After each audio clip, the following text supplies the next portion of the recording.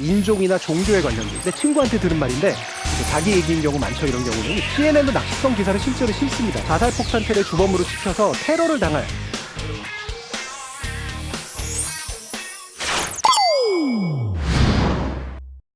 자, 해외 페이크 뉴스의 특징은 아까도 말씀드렸지만 뉴스를 되게 적극적으로 모방해요.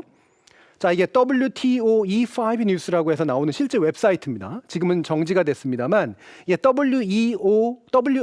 WTOE라는 데가 미국에 있는 유명한 지역 방송사예요.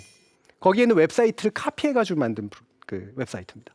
이걸 찾아 들어가는 사람들은 WTOE가 우리로 치면 예를 들면 뭐 KTV다 들어가면 믿을만 하잖아요, 그죠? 적어도 메이저 어떤 매체라고 볼 수가 있기 때문에 여기에 그릇된 정보들을 퍼뜨리는 그런 식의 창구로 활용을 합니다.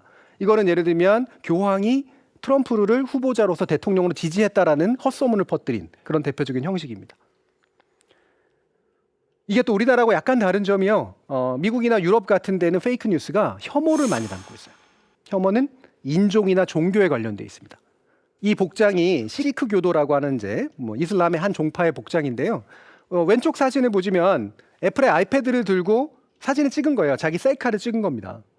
그런데 이거를 어떤 악의적인 사람이 요거를 코란으로 바꿨어요. 그리고 뒤에 뭐예요? 폭탄을 조끼를 입고 있는 모습으로 바꿨습니다.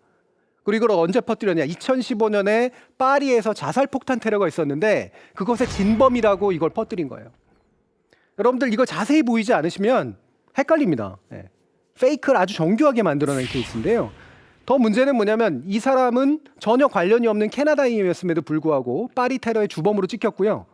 이거를 스페인에 있는 한 신문사가 보도를 했고 그걸 다시 받아서 이탈리아의 한 뉴스 방송사가 이걸 또 보도를 해버립니다. 그래서 이 사람은 실제로 어떠냐면 자살폭탄 테러의 주범으로 찍혀서 테러를 당할 말 그대로 그런 위험에 처했던 상황들도 있었습니다. 이게 얼마나 가짜뉴스가 위험한지를 보여줍니다. 순간적으로 혐오가 발생이 되면 가가지고 린치를 가하는 그런 일들이 충분히 있을 수 있는 거예요. 낚시성이다. 낚시라고 하는 거 많이 들어보셨죠? 근데 해외 가짜뉴스는 주로 클릭질을 유도하기 위해서 이른바 클릭베이트라 그래요. 낚시성 정보를 많이 흘립니다.